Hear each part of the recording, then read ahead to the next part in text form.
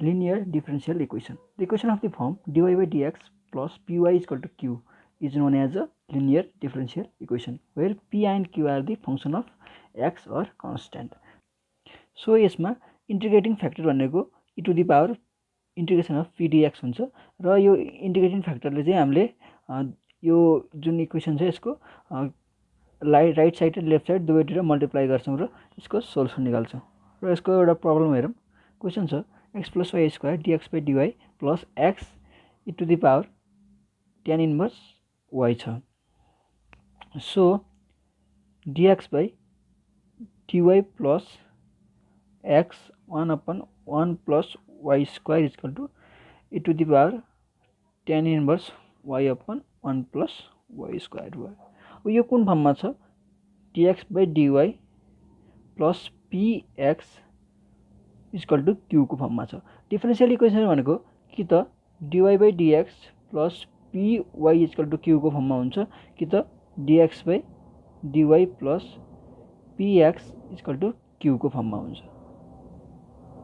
So यो differential equation भनेको यसको फर्ममा छ so by comparing this equation with dx by dy plus px is equal to q we get p भनेको के हुन्छ 1 upon 1 plus y square हुन्छ now integration of p dx भनेको p dy भनेको के हुन्छ यसमा चाहिँ फेरि इंटीग्रेटिङ फ्याक्टर भनेको के हुने भयो just opposite e to the power integration of p dy हुन्छ सो यो भनेको dy upon 1 plus y square हुने भयो यो भनेको के हुन्छ tan इन्भर्स y हुन्छ सो इंटीग्रेटिङ फ्याक्टर भनेको के हुने भयो e to the power p dy so यो भनेको e to the power tan inverse y भयो now multiplying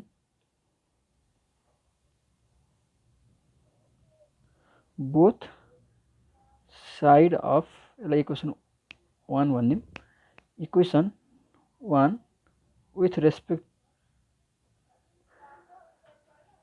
by integrating factor we get e to the power tan inverse y dx by dy plus x e to the power tan inverse y upon 1 plus y square is equal to e to the power 2 tan inverse y upon 1 plus y square भयो यो भनेको जहिले नि के हुन्छ भने d of integrating factor dot x हुन्छ यदि यहाँ dy by dx को फर्ममा भएको भए integrating factor into y हुन्थ्यो d of इक्वल टु के हुने भयो e to the power 2 tan inverse y upon 1 plus y square भन्ने भयो नाउ इंटीग्रेटिङ बोथ साइड दुई साथमा इंटीग्रेटिङ गर्दाखेरि d if भनेको छ e to the power tan inverse y x is equal to integration of e to the power 2 tan inverse y upon 1 plus y square dy x dot tan inverse y is equal to integration of e to the power 2 tan inverse y upon 1 plus y square dy so tan inverse y is equal to t suppose गरौँ then 1 plus दुवै साइडमा differentiate गर्दाखेरि 1 plus दुवै साइडमा differentiate गर्दाखेरि 1 by 1 plus y square is equal to dy is equal to के हुने भयो dt हुने भयो सो यो भनेको के हुने भयो x tan inverse y is equal to e to the power 2t dt हुने भयो dy by 1 plus y square भनेको के छ dt छ so x tan inverse y is equal to e to the power 2t upon 2 plus c हुने भयो so यो भनेको x tan inverse y is equal to e to tan inverse y upon 2 plus c हुने भयो so यो भनेको x is equal to e tan inverse y upon 2 plus c tan y हुने भयो सो यो नि यसको रिक्वायर्ड आन्सर हो सो नेक्स्ट क्वेशन छ dy by dx plus 2x upon 1 plus x square y is equal to 1 by 1 plus x square को whole square छ so यो पनि केसको फर्ममा छ dy/dx plus py equal to q को फर्ममा छ। सो यो भनेको के हो लिनियर डिफरेन्शियल इक्वेसन हो जहाँ p भनेको के छ 2x/1 प्लस x स्क्वायर छ।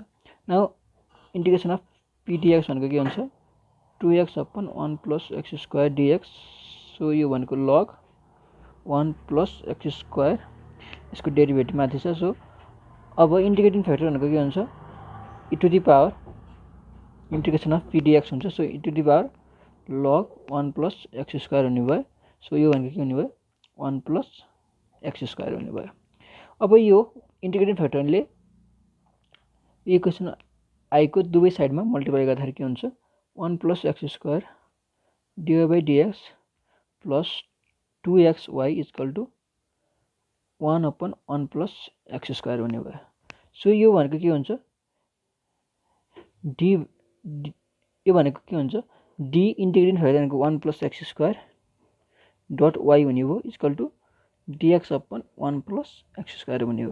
Now integrating both side d of 1 plus x square dot y equal to integration of dx/1 plus x square हुने भयो। सो यो भनेको y dot 1 plus x square equal to अब integration of dx/1 plus x square भनेको के हुन्छ tan inverse x plus c हुन्छ। So y equal to tan inverse x/1 plus x square plus c/1 plus x square is the required equation of solution of this question. Equation reducible to linear form. जस्तो यस्तो फर्ममा आयो dy/dx plus py equal to qy to the power n। जस्तो हाम्रो linear differential इक्वेसनको के हुन्छ dy/dx plus py equal to q को फर्ममा हुन्छ जहाँ p र q भनेको के हो x को फंक्सन हो या कन्स्टेन्ट हो। तर यो q सँग यहाँ के आइदियो y को फंक्सन आइदियो। सो यस्तो फर्ममा आइदियो भने चाहिँ हामी यसलाई चाहिँ लिनियर फर्ममा रिड्युस गरेर अनि बल्ल सोलुसन निकाल्छौँ। त्यसको लागि सिम्पली के गर्छौँ यो q सँग आएको y को फंक्सनले यो दुवै साइडमा डिवाइड गर्छौँ र सोलुसन निकाल्छौँ। सो त्यसको लागि simply y1 dy/dx plus py upon yn equal to q भयो। सो यो भनेको 1/y to the power n dy/dx plus py 1 minus n equal to q हुन्छ। र यो p सँग आएको जति पनि भ्यालु छ नि y को त्यसलाई चाहिँ हामी के गर्छौँ v सपोज गर्छौँ र यसरी यसको सोलुसन निकाल्छौँ। एउटा एक्जाम्पल हेरौँ त्यसपछि बुझिन्छ। जस्तो इक्वेसन छ dy/dx minus 2y tan x equal to y square tan square x भयो।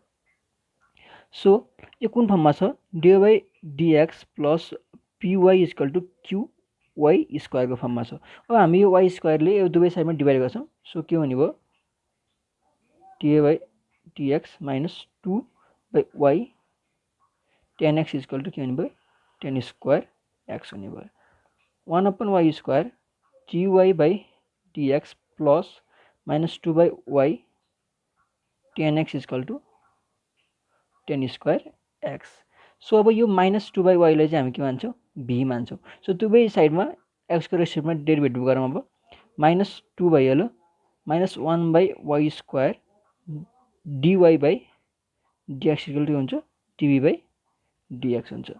सो यो भनेको 2/y स्क्वायर dy/dx भनेको के हुन्छ dv/dx हुन्छ।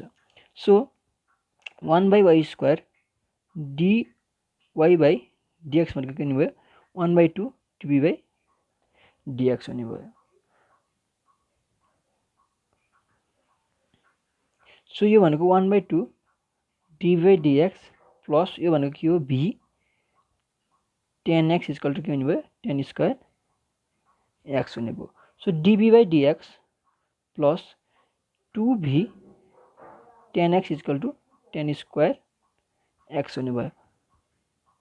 सो यो भनेको कुनको फर्ममा छ dy/dx plus py equal to q को फर्ममा छ। सो यो के भयो बल्ल यो लिनियर फर्ममा चेन्ज भयो।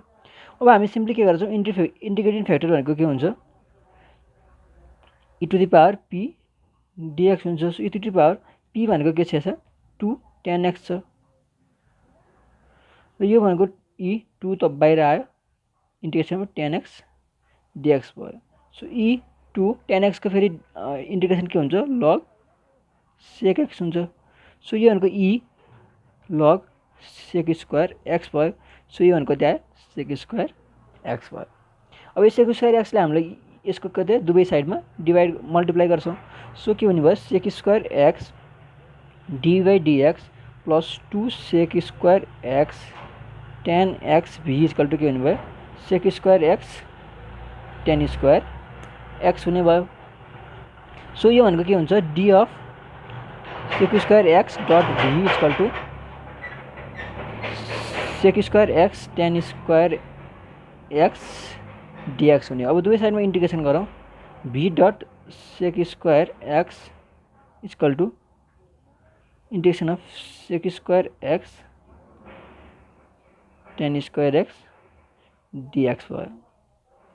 सो यो भनेको v dot sec square x equal to के भयो integration of sec square x tan square x dx हुने भयो।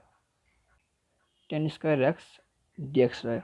अब tan x लाई t पुट गरौँ। यो भनेको के हो sec स्क्वायर x dx भनेको के हुने भयो dt हुने भयो। So v sec square x equal to integration of t square dt हुने भयो। सो यसको v sec square x equal to t cube का मनी 3 प्लस c हुने भयो। सो यो भनेको v sec square x equal to t भनेको के फेरि tan cube x upon 3 plus c हुने भयो। v भनेको हामीले के मानेका छौं -2/y sec square x equal to tan cube x by 3 plus c हुने भयो। सो यो भनेको sec स्क्वायर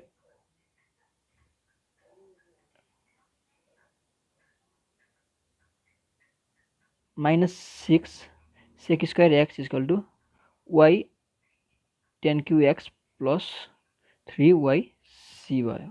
यो भनेको 6 sec square x plus y tan cube x plus 3 cy equal to 0। यो नै हाम्रो रिक्वायर्ड एन्सर भयो।